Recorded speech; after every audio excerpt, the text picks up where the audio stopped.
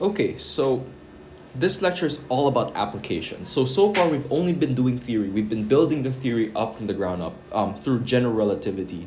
And along with my application today, I'm going to be introducing the notion of geodesics. So geodesics is basically the notion of predicting where a particle goes when it goes through a certain system. Let's say that system is Minkowski on spacetime, or maybe it's a Schwarzschild type spacetime. Geodesics is basically us predicting what happens to the particle as it moves through its world line. So basically its trajectory through space-time. So the main point or the main punchline of this video is actually us calculating the metric of a prominent catboy YouTuber. And their name is Linechu. So I've been a longtime fan of this guy, and I actually built this theory around him. So catboy gravity was partly inspired by Linechu and other catboys out there. So I'm sorry, Linechu, if you're watching this video, we're gonna have to make an assumption about your weight or your mass because I don't know your mass. So I suppose like say he's a femboy after all, so maybe he has like maybe a bit less weight than or bit less he has less mass than a typical person of his age. So he's currently 20 as of the recording of this video. So all right, he's still growing. Linechu is still growing. So my calculations in the video are only restricted to now when I record this video, right? So all right, so let's do a recap of how our theory is going so far. So primarily we introduced the notion of metrics, right? And so after building the theory, what we want to do is try to apply it, right? So right now, of course, I'm applying my theories or the theory that we have established before. So we're doing that, of course, with Linechu. We know his height, and because we know his height, we can construct his world sphere. So originally what we start with is a world sphere, right? We start with a world sphere of a known catboy, and then we try to construct a metric. So the world sphere is not strictly the catboy himself, but it is some abstract object or abstract celestial body that represents them in some way. Because of course no two world spheres would be the same. So maybe we can also do some perturbations on the surface to distinguish one world sphere from another as well, so through a given metric. So of course, every catboy will have a different world sphere, and thus they would have a different metric. So the reason why we originally wanted to deal with world spheres and not directly the catboys themselves is because we want to start with a more familiar theory, a less complicated theory. Because if we try to construct a metric for a guy himself, right, for a catboy himself, our theory is going to be very complicated. It's going to be very hard because you're essentially asking to solve the Einstein field equations for a human body, essentially. And of course, there are still organs inside of us, right? There's, of course, the thin furs of hair on the cat ears, of course. And, of course, there are also the private parts. And, I mean, private parts are technically part of organs. But the point is, or the upshot of what I'm saying right now is that it's going to be complicated. So we're starting with world spheres. And then maybe, if it's possible, we will try to build the theory some more and more. Because the theory is still ongoing as we speak. So, a little bit of application before we get to geodesics. So, of course, Linechu is. Let me give it a little introduction to Linechu. Of course, if you still don't know him, Linechu is basically another femboy YouTuber. He's actually I guess you could count him as a VTuber. He's also a voice actor. I guess he does ASMR work. So. Don't ask how I found out about him. I'm not going to talk about that. We're talking about the physics here. So, what do we know about Linechu? Go away, Jesus. What do we know about Linechu? Well, we know that the radius of his world sphere, basically his height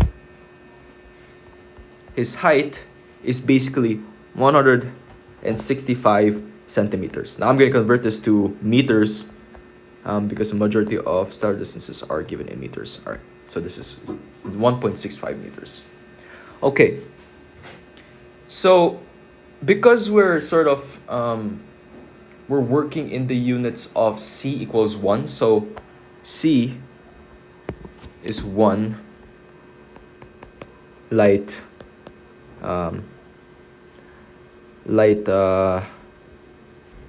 sorry, wait, let me regather my notes.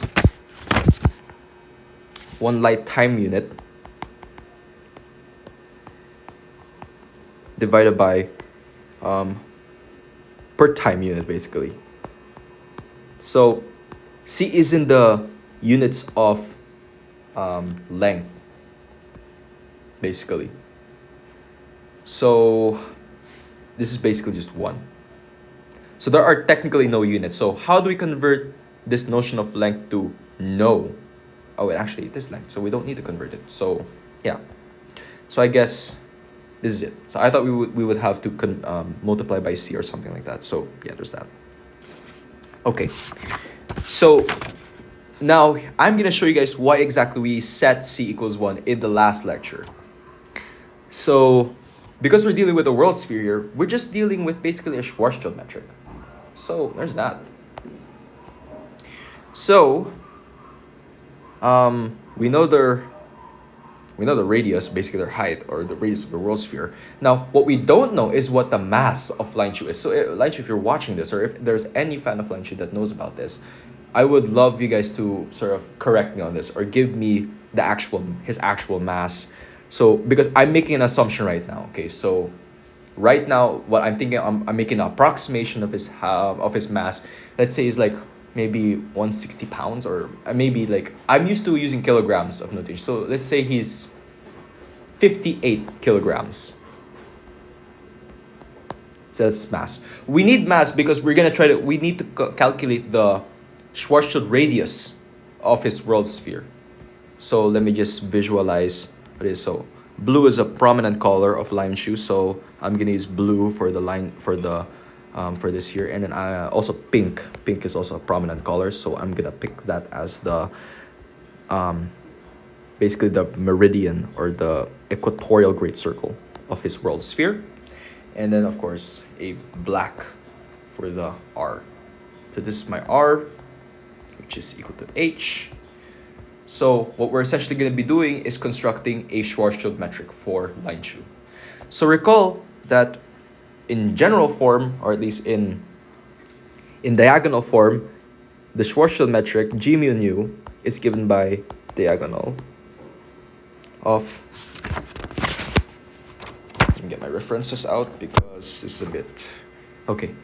So it's diagonal of minus 1 minus RS over R, and then this is 1 minus RS over R to the minus 1, and this is R squared, and then R squared sine squared theta.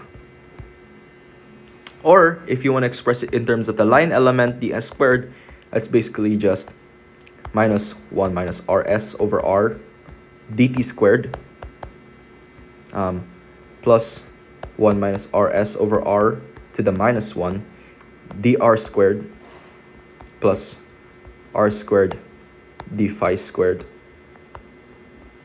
plus R squared sine squared theta d phi squared.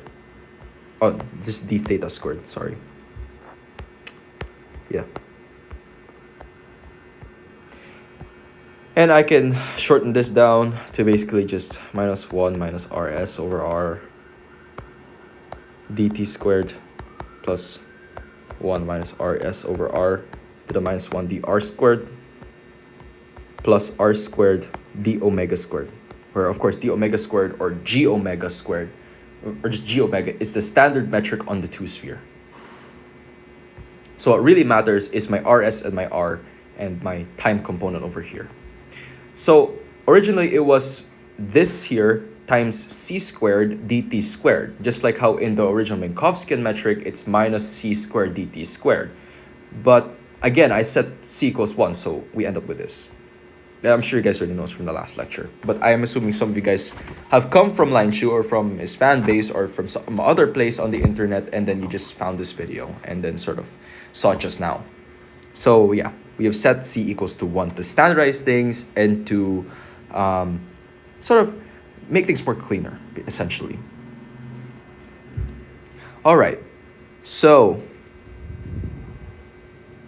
what are we going to do from here on out? Well, first, we note again that RS is basically my Schwarzschild radius. So it's 2 times gm over c to the fourth.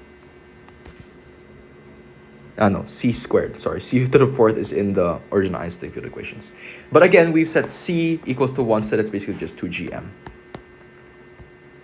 So we can rewrite my metric as ds squared equals minus 1 minus 2gm over r dt squared plus 1 minus 2gm over r to the minus 1 dr squared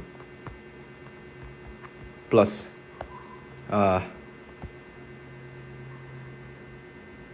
plus r squared d omega squared. Again, d omega squared equals d theta squared plus r squared sine squared theta d phi squared. All right, so this is actually the formulation that some physicists use when writing out the Schwarzschild metric, but we're just doing that to plug some variables in and get rid of rs, and so we can now formulate it in terms of what we know.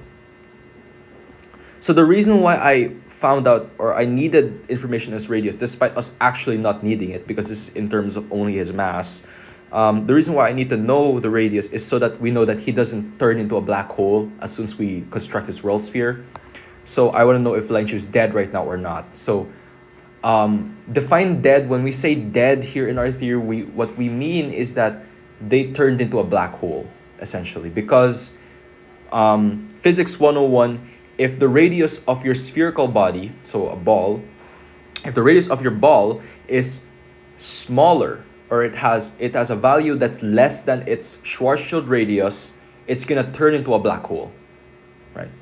So essentially what happens at the end of a star's life. It starts shrinking because of the gravitational force exceeding the sort of another repulsion force. It's exceeding that, so it gets squashed, and the density increases. And the density increases gravity, because the more dense an object is, the more intense its gravitational field becomes. Because its gravitational field becomes even more intense, that means it compacts the matter even more, and so it's a cycle until it reaches to a threshold wherein once it gets squeezed before that, it starts collapsing rapidly, and so it turns into some singularity, a space-time singularity, wherein not even light can escape. All right, so, but we'll get to that in a much later lecture, because it's actually very interesting, right?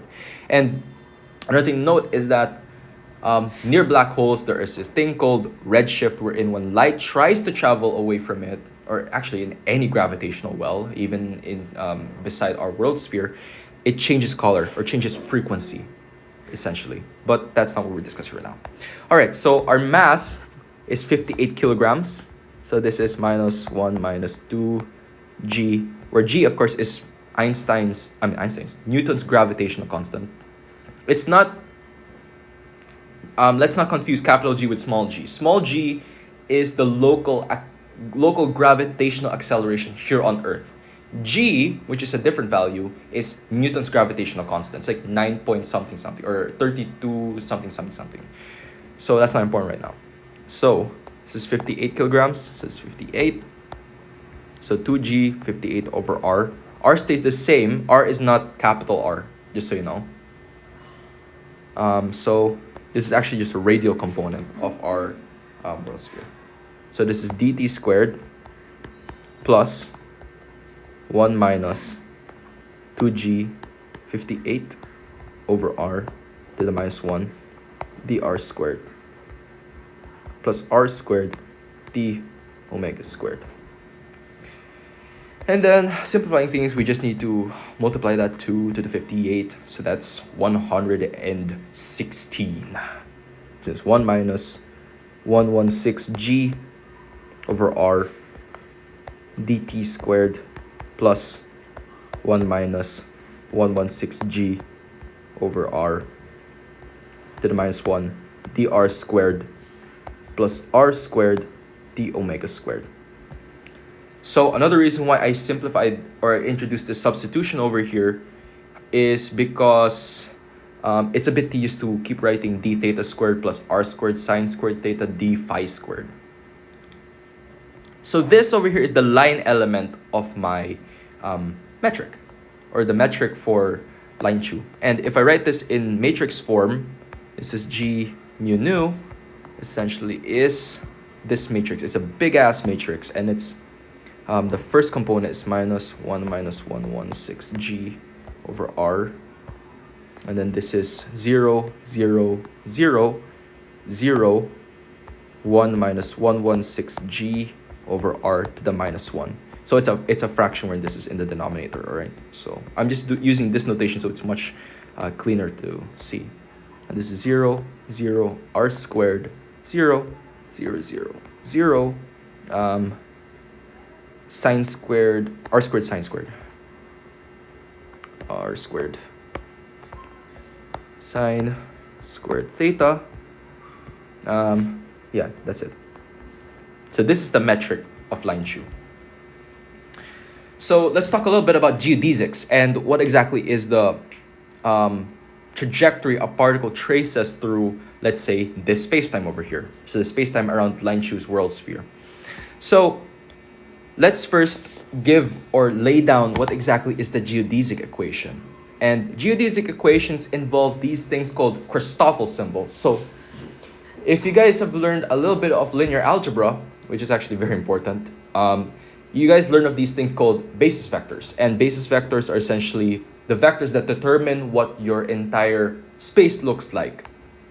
So geodesic equation, so the geodesic equation is this. So I'm gonna do this in my covariant formulation. So d v alpha by d tau, where tau is the proper time, is minus, so the Christoffel symbol, alpha mu eta v mu v eta.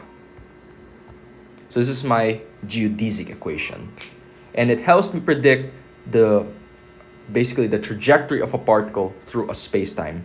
And the Christoffel symbol, I'm gonna write this in terms of alpha here. So alpha mu nu is basically my metric. Okay, I'm assuming that the bases are perpendicular, so I can do this. So instead of my G being in a contravariant form, I'm gonna write it in a covariant form. And it's at the bottom. So this is 2G alpha alpha times the directional derivative along the beta direction. All right, so beta, this is basically my alpha, and this is my beta, this is my gamma in the original equation written. And Science Click did a video on this, and that's where I got this equation from. And actually, it's the same thing as any other textbook formulation. I checked, so it doesn't matter. So I'm just replacing it and putting it in terms of my geodesic equation. So my beta, so this is actually beta, so nu. So nu G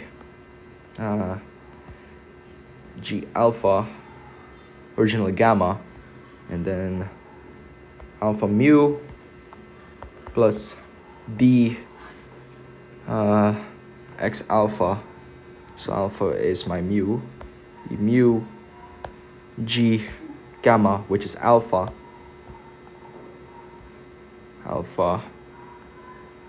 G alpha beta. So this is nu, alpha nu minus the directional derivative along gamma, which is in this case is alpha G mu nu. And this is actually very long. It's actually a very long expression because we're summing over 0 up to 4, which is our temporal up to spatial dimensions. But this is the general equation that you guys will want to use. And I'll leave it to you guys as an exercise to calculate the geodesic equation for Linechu's world sphere. And a little side note, computing the Christoffel symbols is gonna be very tedious. So I'm gonna provide some shortcuts over here. So you guys will remember that in polar coordinates, at least in this one over here. So t, this is my polar coordinate. So originally my time coordinate t, and then I have my radial component r, and then my phi, my angle, and I have a z component. So a little note here for my Christoffel symbols. There are 3 for this space-time over here. So for this space-time generated by this basis or this vector, there are only 3 Christoffel symbols that are non-zero.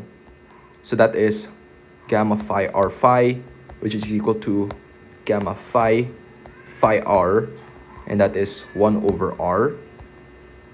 And that is, in other words, gamma r double phi.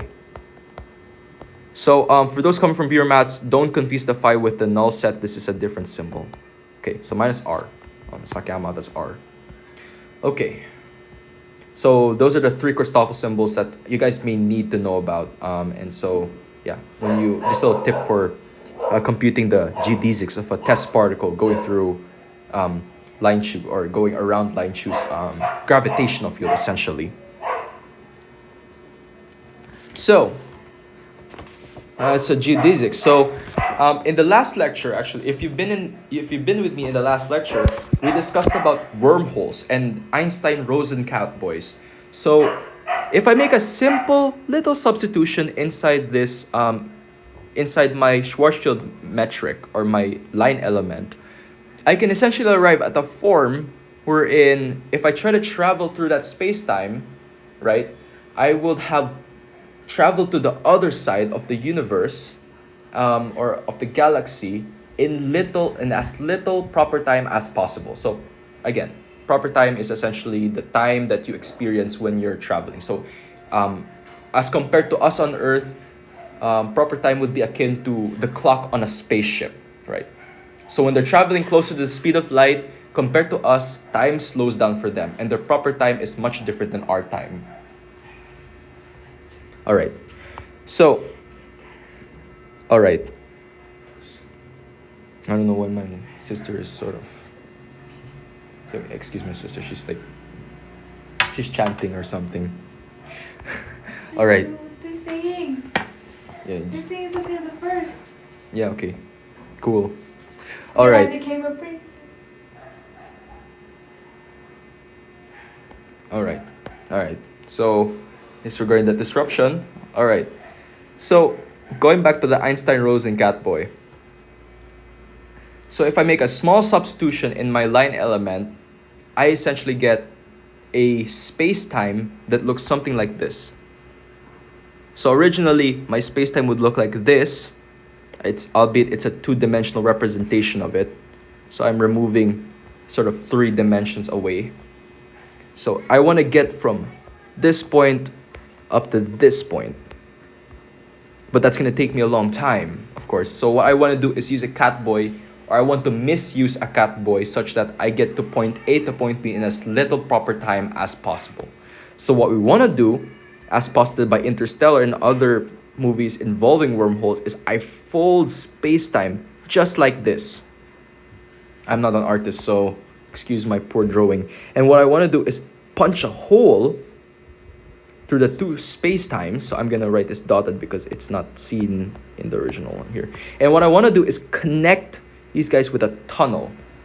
And that's essentially what we're doing here with this substitution. So the substitution that we make to make an Einstein-Rosen catboy is essentially say that u squared is equal to r minus 2m. When we make this substitution into my my Schwarzschild metric over here, I would get that my line element ds squared is u squared times u squared plus 2m to the minus 1 dt squared minus 4 times u squared plus 2m du squared minus u squared plus 2m squared d omega squared. And d omega is the same thing. Now, making the substitution so if I misuse Linechu's world sphere, so if I misuse Linechu to become a wormhole, and I make this substitution somehow in real life, this is all theory, by the way, so this application, although it's an application, it's going to be hard engineering wise, all right? So this is all still theory. So if I make a substitution, I would get u squared times u squared plus 116 to the minus 1 dt squared minus 4 times u squared plus 116 du squared minus u squared plus 116 squared d omega squared. And again, as I stated in the beginning of the video, this metric, so this Einstein-Rosen Linechu and this Schwarzschild-Linechu are gonna change as time goes on, because of course Linechu eats. He's still a human being in the end of the day, albeit a very cute human being. He still eats, he still takes shits, so he still loses mass, he still gains mass. So this is like a very rough, extremely rough approximation of his weight, especially since I'm guessing his weight right now, him being 20 years old at the moment. So in summary, this is my, so I'm just gonna sort of, I think I can copy this. I'm just copy it. So the line element for my Schwarzschild Linechu is d squared equals minus 1 minus 116g. All right, so it's 116g. 116g over r dt squared plus 1 minus 116g over r to the minus 1 dr squared plus r squared d omega squared. And my Einstein-Rosen form of Linechu is essentially ds squared is equal to u squared times u squared plus 116 to the minus 1 dt squared plus, minus 4 times u squared plus 116 du squared minus u squared plus 116 squared, and then that's d omega squared. So this is my Schwarzschild, so Linechu in Schwarzschild form. So my Schwarzschild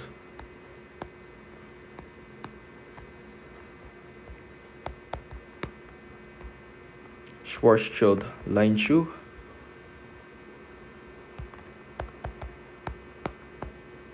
and this here, I'll use this in pink. I'll express this in pink. It's my Einstein-Rosen or Einstein-Rosen Linechu.